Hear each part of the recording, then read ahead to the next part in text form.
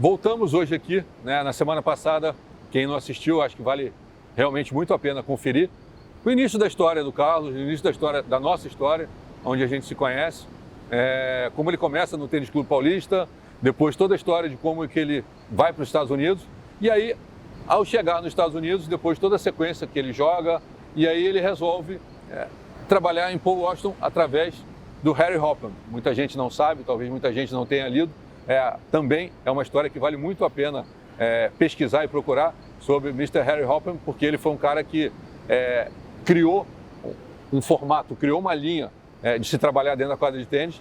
E aí o Carlos procura ele em Paul Washington, que é onde exatamente a gente se conhece, se encontra.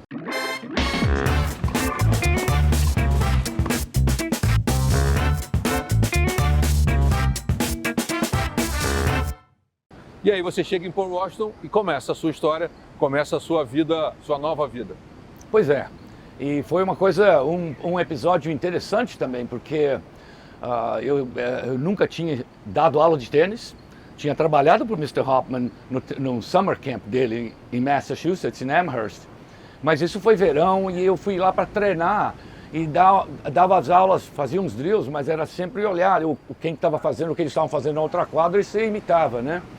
Então eu nunca pensei como dar aula de tênis até ter esse meu primeiro... E não existia um workshop, um curso... Nada. Não tinha nada. Você pegava a raquete e entrava na quadra. Muita gente hoje, você meio que tentava ir para algum lado, mas muito aquilo que você imaginava. Você não tinha uma base, um fundamento, não, você ia. Ia e por causa porque você jogou tênis, então assumia que você sabia ensinar. Era porque você tinha jogado tênis, como você lembra. E eu sei que eu entrei fui para Nova York sozinho, entrei no escritório dele, que você conhece muito bem, e ele era já um senhor de bem idade, maior idade que eu naquela época. Eu odeio interromper vocês, mas não, que é isso. Quando eu fico ali naquelas primeiras 2, 3 semanas que o Bob Rees me chama, eu chego um dia de manhã na academia, lá no final do estacionamento onde eu estava dormindo. Exato. Eu chego, e aí a Susan, que ficava ali na reception desk, fala: Mr. Zausman quer falar com você. Assim era. E eu falei: caramba. E aí tem ali, né, os livros ali, as bananas, o biscoito, os cookies, né? E eu vou para a sala dele à direita. Quando eu sento, fala: good morning, excuse me. E aí quando eu vou puxar a cadeira, ele: don't even sit. Bom. Eu falei: acabou, né? Já foi. You in. Welcome aboard. E eu entrei, yeah. Get in the pro shop and get your things. E aí ele é tipo curto e grosso. Eu não sabia se eu comemorava, se eu tomava um susto, mas ele era com aquela bengalinha dele, que ele ficava ali. Mas enfim, desculpa, continua. Não, desculpa não, porque você descreveu ele exatamente. Ele era um homem de poucas palavras, ele não falava, ele latia um pouco. Muito bom. Então ele chegou e falou assim para mim: pois o Harry, né, que ele chamava o Mr. Hopman de Harry falou muito bem de você. E aquela voz dele, ele falou assim: você trouxe a roupa de tênis? Eu falei: tá aqui na minha mala. Ele olhou assim em cima, né? Você lembra, ele ficava sentado e tinha assim uns 20 monitores brancos e pretos, né? Sim. E cada quadra, né? Tinha uma câmerazinha. Cada quadra, ele ficava e ele tomava conta de tudo ali da salinha ali dele. na salinha. E naquela época, isso hoje em dia comum. É comum, mas naquela época era impressionante chegar numa sala daquela e ver 20 quadras assim, ele olhando. Aí ele olhou assim naquela quadra ali, F, que era ali, aquelas duas primeiras ali embaixo ali do escritório dele. A 4 e a 5. Ele chegou e falou assim: tá vendo aquela quadra ali? Tem 4 moleques ali, e vai lá, o vestiário ali embaixo mesmo, se troca, e você tá 1h30 com eles. Eu não pensei que eu já ia entrar na quadra de repente, fui lá para ver se eu ainda tinha o emprego. E aí entrei na quadra, peguei lá o carrinho de bola, cheio de carrinho de bola lá embaixo e tal, mas você tinha aquelas cortinas, né, na quadra coberta, né? Eu falei: bom, antes de entrar, deixa eu dar uma olhada no nível da quadra. E eu vi que tinha ali uns teenagers ali, 14, 15 anos de idade, 14, 15, por ali. Todos eles, 14, 15. E aí eu peguei, abri a cortina com a caixa de bola, assim, dá uma olhada. Falei: bom, 1h30. Ué, jogam bem, estão jogando bem, os moleques estão jogando bem, que legal. para 1h30, o que eu vou fazer com 1h30 com esses 4 moleques agora? Não tinha nem pensado como administrar aquela aula. E estava ali um guri, levantou, dá uns lobby ali para aquecer, ele errou um smash, e eu cheguei e falei, é por aí que eu começo. Hey boys, come on boys, olha, meu nome é Carlos, eu sou o novo pro aqui, Mr. Zausen mandou eu vir aqui para treinar com vocês aí, nós temos 1h30, ele está olhando aí, eu falei para eles assim, eles já começaram a dar uma risadinha, e eu falei, olha, 1h30, mas em vez de começar com direita paralela e cruzada, e 15 minutos disso, 15 minutos daquilo, eu vi que você errou aí um smash aí, então, que tal se a gente não começar pelo smash? Bom, eu fiz um drill, 10 lobby para cada um, e vamos ver quem que tem o melhor smash da quadra. Aí um veio, fez 5, outro 6, veio lá um terceiro, um canhotinho, ainda meio gordinho, ainda naquela época e tal. E eu dei o primeiro, ele zap. Deu o segundo, ele zap. Deu o terceiro, ele levantou a mão e falou, olha, minha perna está meio dolorida aqui, eu vou sentar, quando terminar o drill, eu entro no próximo. Eu falei, não, mas que é isso? Você estava aí correndo aí com os moleques, não tinha dor nenhuma no pé, na perna, o que é? Bom, e logicamente eu era uma pessoa maior naquela época, ele tinha 15 anos, 14, 15 anos, ele olhou assim para mim, meio tímido, falou assim, quando é que a gente dá mais de 2 smash e em seguida num ponto de tênis? Por que eu vou treinar 10? Eu não soube como reagir com o moleque falando isso para mim, porque eu pensei que eu estava no auge fazendo aquele drill dos 10 lobbies. E não é que... Eu dei uma pensada, falei assim, qual que é o seu nome? Ele falou, John. Eu falei, olha, boys, John tá certo. Por que eu estou fazendo esse drill com 10 smash, se a gente não dá mais que 2 smash num ponto? Vamos mudar de drill. E o nome dele é John McEnroe. E é impressionante a transparência, né? Ou a velocidade que ele pensou, porque é lógico, né? E para ele que estava o tempo inteiro ali dentro, na frente, se ele ficasse 1, 2, 3, ele tomava uma passada, né? Ele tem que ser 1, no máximo 2, né? E na mesma hora ali ele chega para você e fala, não tem sentido. E ele me ensinou como ensinar tênis. Então, quer dizer, foi a primeira aula que eu dei e foi como eu aprendi. E dali para frente, tudo que eu fiz no meu método, na minha metodologia, que virou Tournament Tough, como você sabe, porque bom, isso foi então em 75, no começo de 75, e em 77 ele era número 2 dos Estados Unidos de 18 e foi jogar o Junior Davis Cup, que era os juniors, para Roland Garros e Wimbledon. E depois de sair de Roland Garros, ele foi para Wimbledon. E o juvenil era na segunda semana, como nós sabemos, e ele era muito inquieto. Ele foi lá para Roehampton e não estava nem inscrito. Esperou poder entrar, entrou no quali, passou no quali e chegou na semifinal do torneio de 1977. Quer dizer, logicamente não jogou nem juvenil. E dali para cima foi um meteoro, né? Do que aconteceu para a vida dele e para a minha vida. Me tira só uma dúvida, que é uma curiosidade mesmo. Até então ele já tinha jogado na grama? Não, eu tinha, em Forest Hills. Não lá em Wimbledon. Sim. É a primeira viagem para ele. Não, mas ele cresceu do lado de Forest Hills. A casa, ele cresceu em Douglaston. Douglaston é em Queens, que é 10 minutos do West Side Tennis Club. So ele sempre estava aí jogando ali também. Porque é impressionante como o jogo dele é perfeito para a grama, ou como a grama é perfeita para o jogo dele. Mas ele não era sócio do West Side e jogava muito poucas vezes no West Side. Ele sempre achava que ele era um clay court, como vocês vão vendo. Ele cresceu achando isso? Achando que, porque jogava em Cyber e em Hartrue. O clube dele, Douglaston Country Club, que era na frente da casa dele, tinha lá 4 quadrinhas e eram de Hartrue.